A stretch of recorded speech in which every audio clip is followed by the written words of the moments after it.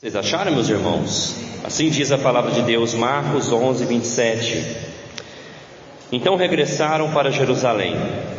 Enquanto Jesus andava pelo templo, os principais sacerdotes, os escribas e os anciãos vieram ao seu encontro e perguntaram: com que autoridade você faz essas coisas? Ou quem lhe deu esta autoridade para fazer isto? Jesus respondeu: eu vou fazer uma pergunta a vocês, respondam, e eu lhes direi com que autoridade faço essas coisas. O batismo de João era do céu ou dos homens? Respondam. E eles discutiam entre si. Se dissermos do céu, ele dirá: então por que não acreditaram nele? Se porém dissermos dos homens, é de temer o povo, porque todos pensavam que João era realmente um profeta. Então responderam a Jesus: não sabemos. E Jesus, por sua vez, lhes disse: então eu também não lhe digo com que autoridade faço essas coisas. Depois, Jesus começou a falar-lhes por parábola. Um homem plantou uma vinha, pôs uma cerca em volta dela, construiu um lagar, edificou uma torre e arrendou a vinha a uns trabalhadores. Depois ausentou-se do país. No tempo da colheita, mandou um servo para que recebesse dos lavradores a sua parte dos frutos da vinha. Mas os lavradores o agarraram e espancaram e o despacharam de mãos vazias. De novo, enviou-lhes outro servo, e eles bateram na cabeça dele e o insultaram. Mandou ainda outro servo, e a este mataram. Muitos outros lhes enviou, dos quais espancaram uns e mataram outros. Restava-lhe ainda um, o seu filho amado. Por fim mandou o filho, pensando: o meu filho eles respeitarão. Mas os tais lavradores disseram entre si: este é o herdeiro, venham, vamos matá-lo, e a herança será nossa. E agarrando o filho, mataram-no e o lançaram fora da vinha. Que fará, pois, o dono da vinha? Virá, exterminará aqueles lavradores e entregará a vinha a outros. Vocês ainda não leram esse trecho na Escritura? A pedra que os construtores rejeitaram, essa veio a ser a pedra angular. Isso procede do Senhor e é maravilhoso aos nossos olhos. E procuravam prender Jesus, porque entenderam que ele havia contado essa parábola contra eles, mas temiam o povo. Então eles o deixaram e foram embora. Vamos orar para que essa palavra não saia daqui vazia no seu coração. Deus, obrigado pela essa palavra do Senhor. Que o Senhor nos oriente, nos exorte, nos ensine, que nós sejamos bons lavradores da sua vinha, em nome de Jesus, amém. Meus irmãos, quem não conhece aquele ditado: manda quem pode, obedece quem tem juízo. Todos nós temos dificuldade com autoridade. Se não fosse aquele chinelo voador da nossa mãe, nós seríamos muito mais desobedientes, não é mesmo? Quem aqui teve a mãe boa de mira de chinelo? Alguns. Se não fosse aquele chinelo voador, nós não respeitaríamos a nossa mãe.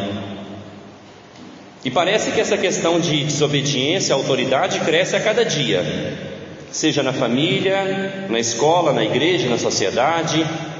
Antigamente, eu lembro, se chamasse alguém a gente na escola, a nossa mãe já batia antes, ou batia na frente da diretora, ou batia depois. Agora parece que as mães, os pais vão e o errado agora é o professor. Não é verdade? A Sharon é professora e ela me relata algumas coisas dessa maneira. Nós temos dificuldade com autoridade, mas e quando essa autoridade não é legítima ou é justa? Por exemplo, quando nós vamos ser membros da IPB, nós devemos prestar obediência às autoridades, mas desde que essas autoridades da igreja, presbíteros e pastores, sejam fiéis à palavra de Deus. A autoridade tem que ser uma autoridade legítima. Mas essa nossa dificuldade, meus irmãos, de obedecer, ela vem desde a queda. O pecado de Adão e Eva foi, na verdade, uma rebelião contra a autoridade de Deus. E nós, consequentemente, temos dificuldade com a autoridade de Deus na nossa vida. Por isso, às vezes, nós não queremos obedecer a palavra, muitas vezes nós não queremos ser exortados pela liderança da igreja. Eu já ouvi coisas assim: você não tem nada a ver com a minha vida. Nós temos essa rebeldia no nosso coração e nós às vezes nos rebelamos contra os enviados de Deus. E rebelar-se contra os enviados de Deus é rebelar-se contra o próprio Deus, desde que esses enviados de Deus sejam fiéis à palavra de Deus. Nós devemos levar isso em conta. Por isso que a gente tem que ter uma sabedoria bíblica, conhecer a palavra de Deus, para saber quem nós devemos ouvir. Falsos mestres nós não devemos ouvir, mas verdadeiros pregadores da palavra de Deus devemos dar ouvidos e ouvir as suas repreensões, porque eles têm autoridade dada pelo próprio Deus. Mas nós temos essas dificuldades não só na igreja, como eu falei, com os nossos pais, dificuldades com a professora, com a autoridade policial, com a autoridade do governo. Nós somos um povo rebelde contra qualquer tipo de autoridade. Nós herdamos isso de Adão e Eva. E o que a Bíblia hoje tem a nos dizer, o que Deus diz para nós hoje, é que a autoridade de Cristo é divina, e Ele vai triunfar mesmo diante da rebelião humana. Repito, quando eu falo, irmãos, o tema central, você mantém a antena aberta. Deus vai nos dizer hoje que a autoridade de Jesus é divina, e Ele vai triunfar mesmo diante da rebelião humana de todos nós. Vamos ver a autoridade de Jesus no nosso primeiro ponto. Aqui, meus irmãos, já era terça-feira. Nós viemos pregando, em Marcos, quando Jesus entra triunfalmente no jumentinho em Jerusalém. Era domingo de Ramos. Lembra que as pessoas colocam os seus ramos para Jesus passar? Domingo. Segunda-feira, Jesus vai ao templo. Nós pregamos semana passada, e Ele limpa o templo, expulsa os cambistas, pega um chicote ali, vira as mesas, expulsa aquela bagunça do templo. E agora é terça-feira. Nós vemos que a Bíblia relata vários capítulos sobre a última semana de Jesus. Ele seria morto na sexta-feira. E agora na terça-feira, a executiva do Sinédrio vai perguntar para Jesus. Veja no versículo 27 que eles mandam uma executiva do Sinédrio. O Sinédrio eram os homens que governavam a nação debaixo de Roma, mas eles tinham autoridade política e espiritual. O Sinédrio era composto pelos líderes, como se fossem os presbíteros na igreja. E eles mandam os principais sacerdotes, versículo 27 fala, eles mandam os escribas, os anciãos. Essa executiva do Sinédrio, eles querem saber de Jesus agora. Versículo 28, com que autoridade você faz essas coisas? Faz o quê? Eles querem saber quem é Jesus, quem que ele pensa que é, para ele poder chegar no templo e acabar com a bagunça. Então eles perguntam para Jesus, versículo 28, eles perguntam duas vezes: ou quem lhe deu essa autoridade para fazer isso? É uma pergunta boa, não é verdade? Porque Jesus entrou ali expulsando. Seria mais ou menos assim, imagina se alguém chegasse no culto agora aqui e parasse com tudo, parasse o culto. Como algumas igrejas agora em tempo de política, não sei se vocês perceberam, as pessoas, principalmente a igreja católica, recebeu muito isso. As pessoas entravam, os manifestantes, e acabava com a missa. Nós vamos perguntar para eles assim: quem te deu autoridade para parar o nosso culto? Agora imagina mais eu visitar a sua casa e começar a mudar os móveis de lugar. Você vai perguntar para mim e falar assim: Gabriel, mas espera aí, você está indo longe demais, né? Quem te deu autoridade para mexer aqui nos móveis da minha casa? Ou o contrário, imagina que Você quer mudar os móveis da sua casa de lugar e eu falo assim: não faça isso. Você vai falar para mim: com que autoridade você acha que eu não posso fazer isso?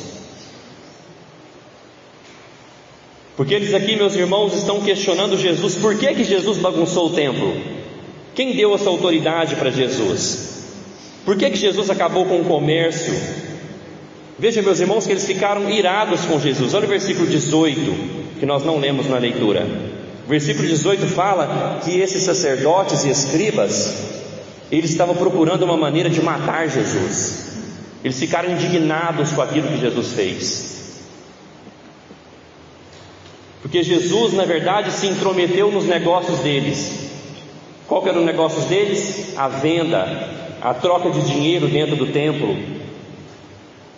Mas Jesus, ele não se intrometeu nos negócios deles, porque o templo era a casa de Deus, era a casa do Pai de Jesus.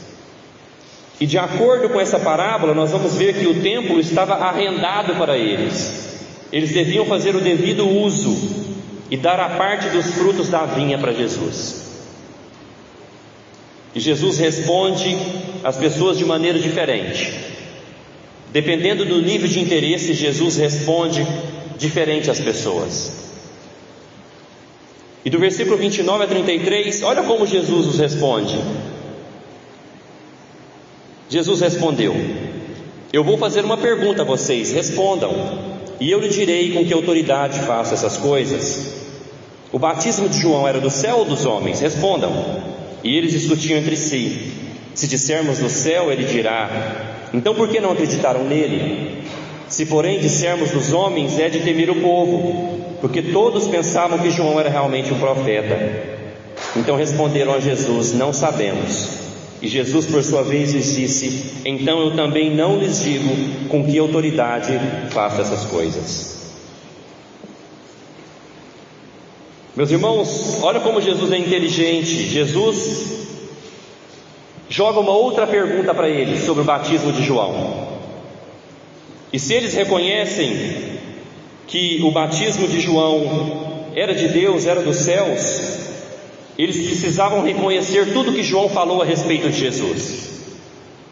Se eles falam assim: não, o batismo de João é do céu, o batismo de João era de Deus, eles tinham que reconhecer tudo que João disse a respeito de Jesus. Eles tinham que reconhecer que Jesus era o Cordeiro de Deus que tira o pecado do mundo. João disse isso. Eles tinham que reconhecer que Jesus é mais poderoso do que João, porque João disse isso. Eles tinham que reconhecer que Jesus já existia antes dele mesmo. Eles tinham que reconhecer que o que tem a noiva é o noivo, é Jesus. Eles tinham que reconhecer que, como João disse, convém que ele cresça e que eu diminua. Eles tinham que reconhecer que João disse: ele batiza com o Espírito Santo. Eles tinham que reconhecer que João disse: eu não sou digno de desatar as correias das suas sandálias. Então, se eles dizem o batismo de João é do céu, eles tinham que reconhecer tudo que João disse a respeito de Jesus, principalmente no batismo de Jesus. Eles tinham que reconhecer que de fato aquela voz disse do céu: este é o meu filho amado em quem eu me comprazo. Então eles não eram loucos de dizer que o batismo de João era do céu, porque se eles dizem que era do céu, eles tinham que crer em tudo que João diz a respeito de Jesus. Mas daí, meus irmãos, eles também não podem dizer que o batismo de João era dos homens, porque eles ficariam mal com o povo, porque João, ele era muito bem reconhecido popularmente pelo povo. Então o que eles respondem para Jesus? Nós não sabemos.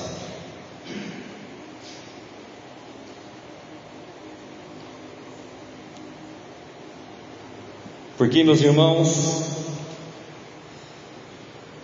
para não se comprometer com Jesus e para ficar bem com o povo, se eles dizem que é do céu, eles têm que se comprometer com Jesus e crer nele. E se eles dizem que não, eles ficariam mal com o povo. Então eles ficam no meio termo. Eles não se comprometem com Jesus, mas querem agradar as pessoas, não querem desagradar os homens, que tinha João em extrema estima. Muita gente é assim. Muita gente não quer se comprometer com Jesus, mas não tem coragem de negá-lo para não ficar mal com as pessoas. Muita gente não se compromete com Jesus, mas não tem coragem de negá-lo para ficar bem perante a sociedade. Alguns até vêm à igreja, alguns até gostam da palavra de Deus, mas para não ficar mal visto na sociedade, não tem coragem de assumir um compromisso com Jesus. Quer ficar no meio termo. Não tem coragem de negar, mas não tem coragem de aceitar. Você tem coragem, meus irmãos, de assumir Jesus publicamente? Você tem coragem de colocar nos seus status da rede social essa semana: eu amo Jesus? Ou você não faria isso para não ficar mal com as pessoas, com a sociedade? Assim era a executiva do Sinédrio. Eles não tinham coragem de assumir um compromisso com Jesus. Então Jesus fala para eles: eu não vou te responder para vocês, porque Jesus não responde àqueles que não querem se comprometer com Ele. Jesus fala: então eu também não respondo vocês, porque a resposta eles já tinham. Meus irmãos, esses homens não reconhecem a autoridade de Jesus. Por isso eles perguntam: quem te deu autoridade para mexer no templo, para mudar as coisas do templo? Eles não reconhecem a autoridade que Jesus tem, essa autoridade divina. E nós temos que trazer sempre a exposição bíblica para nós. O que isso tem a ver comigo? Senão fica só um estudo bíblico de 2000 anos atrás. Você reconhece a autoridade de Jesus? Você crê no que a Bíblia diz sobre Ele? Você crê que Jesus disse que toda autoridade foi me dada dos céus e da terra? Você crê nisso? Se você diz amém, se você diz que concorda, você então dá liberdade para Jesus fazer uma limpeza na sua vida. Porque veja, meus irmãos, o templo naquela época estava sendo mal usado, era um lugar de cambistas, de venda de animais. O templo hoje somos nós, como o templo do Espírito Santo. Então, se você crê na autoridade de Jesus, que ela é divina, você também então tem que dar liberdade para Jesus fazer uma limpeza na sua vida, naquilo que está fora do propósito, como naquela época o templo estava fora do propósito. Você dá essa liberdade para Jesus? Jesus pode modificar a sua vida? Jesus pode dar palpite na sua vida? Ele pode te requerer coisas e você vai se submeter a Ele? Jesus pode purificar o seu corpo do jeito que Ele quiser, como o templo do Espírito Santo. Jesus pode fazer uma limpeza do que está sujo. Se você reconhece a autoridade de Jesus, você diz amém. Porque, meus irmãos, se Ele quiser, Ele fará mesmo que você não dê liberdade. Já viu aquela frase que diz que Deus só faz algo se a gente deixar? Já ouvi muito isso. Fulano, enquanto não deixar, Deus não age. Esse não é o Deus da Bíblia. O Jesus da Bíblia não foi convidado para limpar o templo. Ele entra lá porque Ele quer limpar o templo. Jesus não pediu permissão para os sacerdotes, para o sinédrio, para os escribas. Ele foi lá e fez. Então Jesus, Ele não responde a esses homens, mas na verdade Ele responde com uma parábola, que é a parábola dos lavradores maus, o nosso segundo ponto. E nessa parábola, meus irmãos, nós vemos que os homens não reconhecem a autoridade de Jesus. Os homens, a humanidade, eles querem expulsar Deus do mundo, como se fosse possível. Essa parábola está tão clara para nós. Na verdade, Jesus nos responde com essa parábola, porque no versículo 12 eles dizem o seguinte: e procuravam prender Jesus, porque entenderam que Ele havia contado essa parábola contra eles. Jesus diz que não iria respondê-los, mas Jesus os responde com essa parábola, e eles entenderam que essa parábola era para eles, que não reconheciam a autoridade de Jesus. Os homens querem expulsar Deus do mundo. Essa parábola, meus irmãos, fala de uma vinha. Essa vinha poderia ser a criação do mundo, e Deus deu todas as condições para o homem produzir e trabalhar nessa vinha. Deus escolheu Israel e deu todas as condições e promessas que seria uma nação abençoada e luz para outras nações. Deus é o dono dessa vinha nessa história contada por Jesus. E diz que ali acontece naquela época algo que acontece hoje, um arrendamento. Já viu isso? Arrendamento de terra. Você tem uma terra, você arrenda ela, alguém vem e produz. Só que a forma de pagar o arrendamento é: o dono da terra vai de tempos em tempos na colheita pegar a sua parte. O arrendamento foi arrendado para os líderes e para o povo de Deus. E veja que Deus requer a sua parte. No versículo 2 diz o seguinte, 12:2: no tempo da colheita mandou um servo para que recebesse dos lavradores a sua parte dos frutos da vinha. Deus, ele quer receber a sua parte.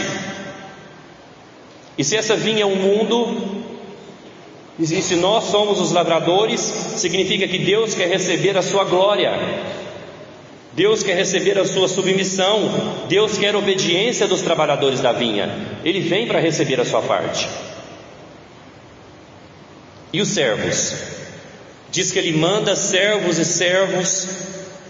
E o que acontece com esses servos? Versículo 3 fala que eles são agarrados, eles são espancados. No versículo 4 fala que alguns apanhando na cabeça, alguns são insultados. Versículo 6 fala que alguns são mortos. Versículo 6 vai dizer que muitos são espancados e muitos são mortos. Quem são esses homens?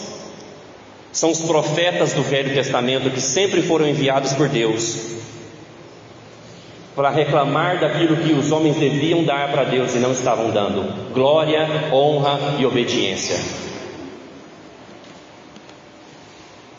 E veja que eles reivindicam os frutos da vinha para o dono da vinha. Meus irmãos, todos os profetas de Deus foram mal recebidos. Em Hebreus vai dizer sobre eles, capítulo 11 diz o seguinte: eles foram apedrejados, eles foram cerrados no meio, postos à prova, mortos a fio da espada, andaram errantes, vestidos de peles de ovelhas e de cabras, necessitados, afligidos e maltratados. O mundo não era digno deles, vagaram pelos desertos e montes, pelas cavernas e grutas. É isso que os profetas de Deus recebiam do seu povo quando eles eram enviados por Deus. Veja, meus irmãos, o versículo 5 fala que muitos foram enviados, muitos foram espancados e mortos por fazer a vontade de Deus. Veja que a rebelião dos homens contra Deus, ela é vista de como os profetas de Deus são tratados. Eles eram enviados para falar a vontade de Deus e eram maltratados, porque os homens não querem saber qual é a vontade de Deus. Há uma rebelião contra o dono desse mundo. Porque Deus sempre reivindicava os frutos do seu povo. Lembra da figueira que só tinha folhas da semana passada? Deus sempre quis fruto do seu povo. E os homens sempre foram rebeldes contra Deus. Salmos 2 fala sobre essa rebeldia. Apenas escute. Salmos 2, de 1 a 3 diz o seguinte: por que se enfurecem as nações e os povos imaginam coisas vãs? Os reis da terra se levantam e as autoridades conspiram contra o Senhor e contra o seu ungido, dizendo: vamos romper os seus laços e sacudir de nós as suas algemas. O Salmos capítulo 2 diz que os povos imaginam coisas vãs contra Deus. Diz que eles se reúnem e eles conspiram contra o Senhor e contra o ungido do Senhor, que é o Senhor Jesus Cristo. E o objetivo deles, versículo 3 fala: nós precisamos romper os seus laços, precisamos romper as suas algemas. Os homens querem tirar Deus desse mundo.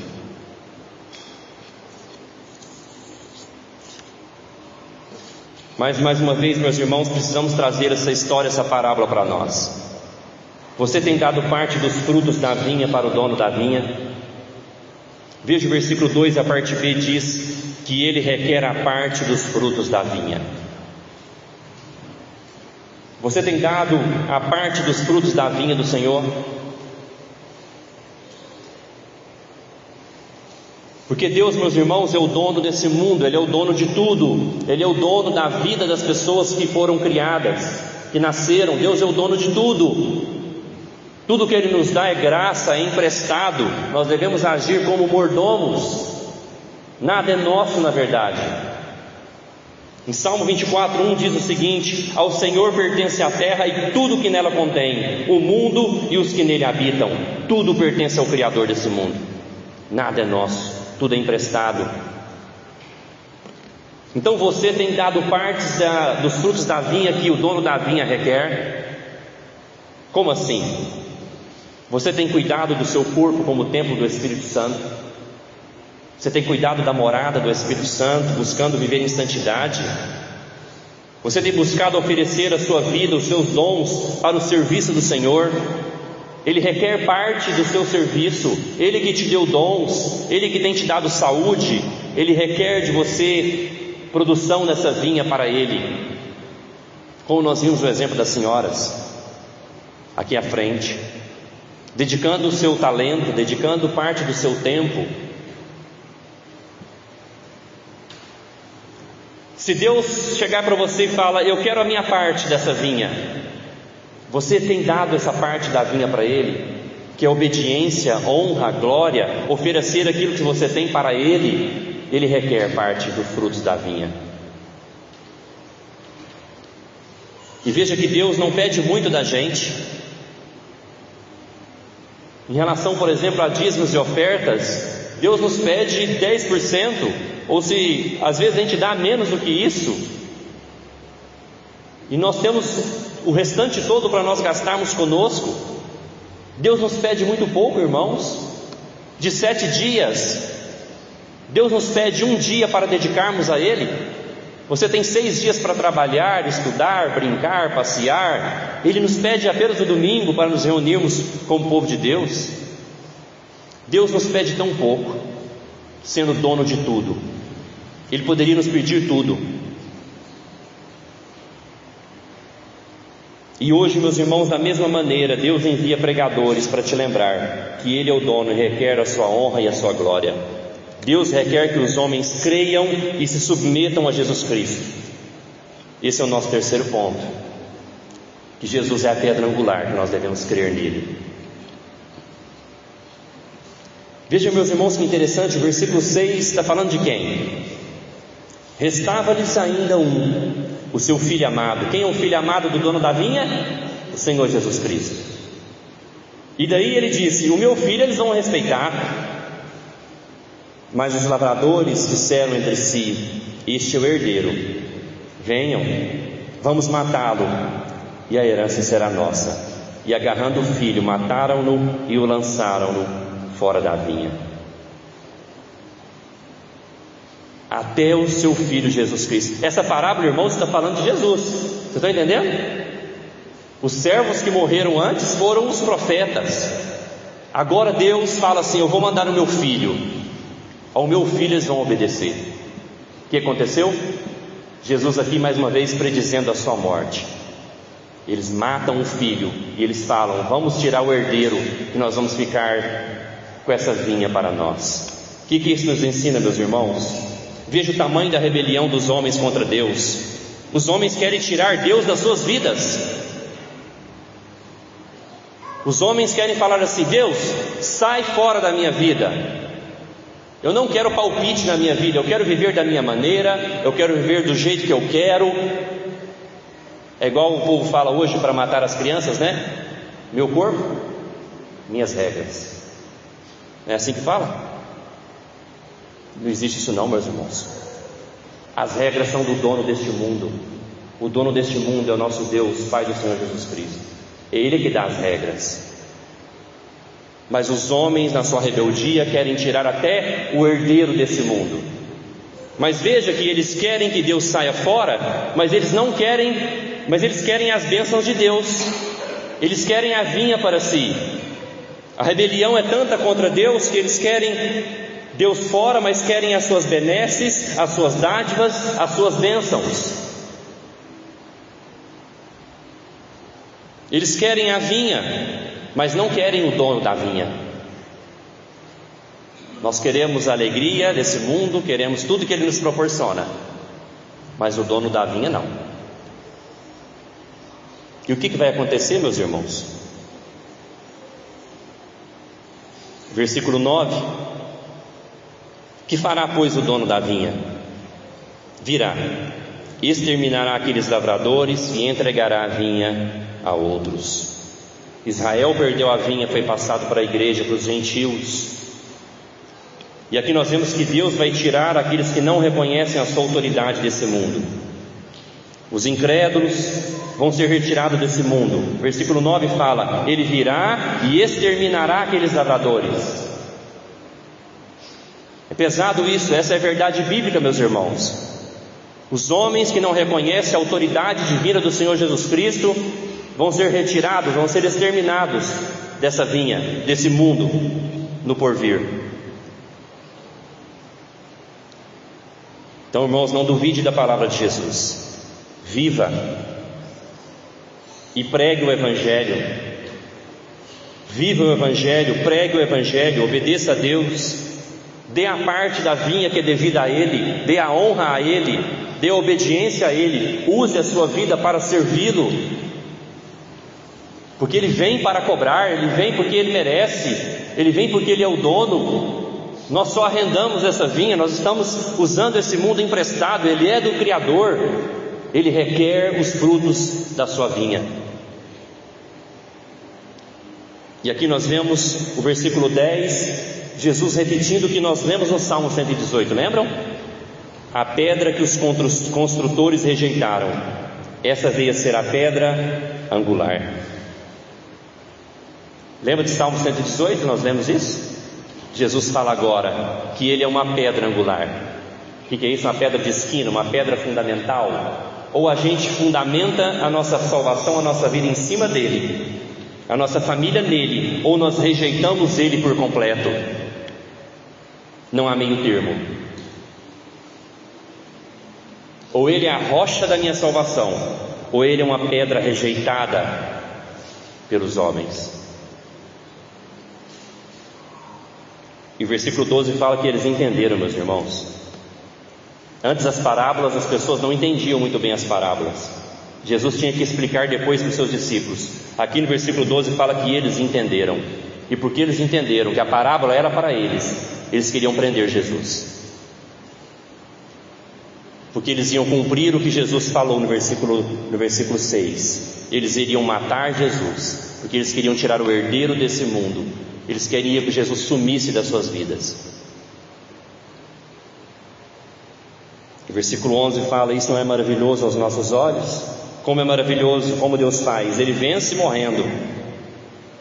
Ele vence morrendo e ressuscitando, se tornando a pedra angular. Depois o apóstolo Pedro vai dizer que Cristo é a pedra angular da igreja. Aqueles que creem em Jesus é a pedra da sua salvação, que aceitam a sua autoridade. Meus irmãos, então hoje nós vimos que o nosso coração tem sérias dificuldades para reconhecer a autoridade de Jesus, mas o Espírito Santo nos capacita para isso. O Espírito Santo, ele transforma o nosso coração para darmos ouvidos à palavra de Deus. Deus é o dono da vinha, Ele é o dono das nossas vidas e requer que nós reconhecemos a autoridade do seu Filho Jesus.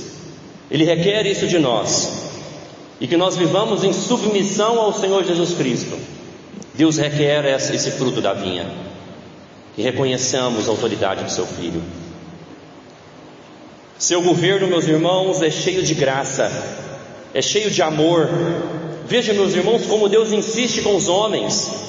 Veja o amor de Deus. Ele manda profetas, Ele manda profetas, Ele manda profetas, Ele manda o seu próprio Filho. Como Deus insiste em nos salvar, em salvar os homens. Veja o tamanho do amor de Deus insistindo com os homens. O versículo 9 fala que foram muitos profetas que Deus enviou.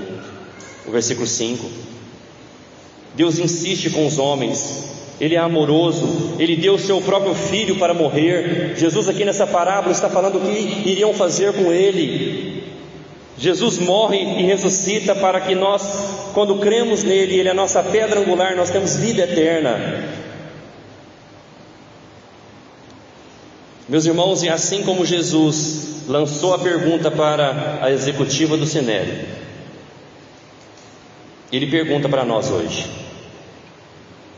o batismo de João era do céu ou era dos homens? Jesus pergunta: a minha autoridade é do céu ou é dos homens?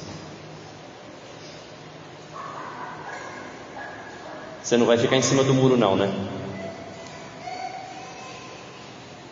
Porque eles ficaram em cima do muro, né?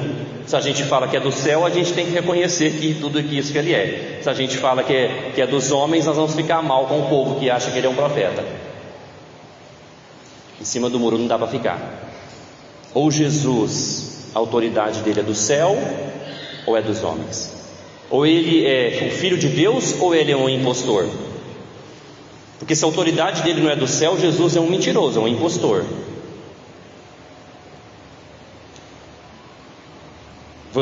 Jesus será a pedra angular da sua vida ou a pedra rejeitada? Se ele for a pedra angular, ele é a rocha da sua salvação. Nada abala a sua salvação, porque nada abala Cristo Jesus como rocha da sua salvação. Você pode ir embora hoje e dormir em paz. Ele é a rocha.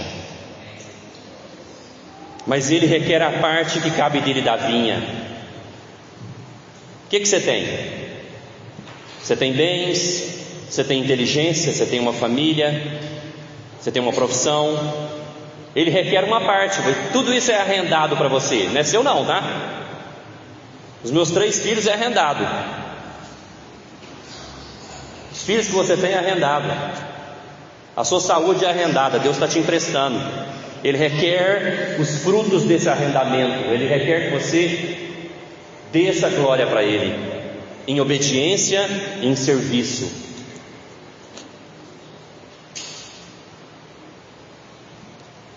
Então, meus irmãos, descansem em paz hoje. A pedra angular da nossa salvação é imbatível. Mas se ele for para você a pedra rejeitada, eu faço um alerta: Jesus vai exterminar você. Não sou eu que estou dizendo isso. É o versículo 9. Que fará, pois, o dono da vinha? Virá e exterminará aqueles lavradores. Jesus vai exterminar aqueles homens que não reconhecem a sua autoridade divina e triunfal. Alerte as pessoas quanto a isso. E se você está debaixo dessa autoridade, descanse em paz. Oremos.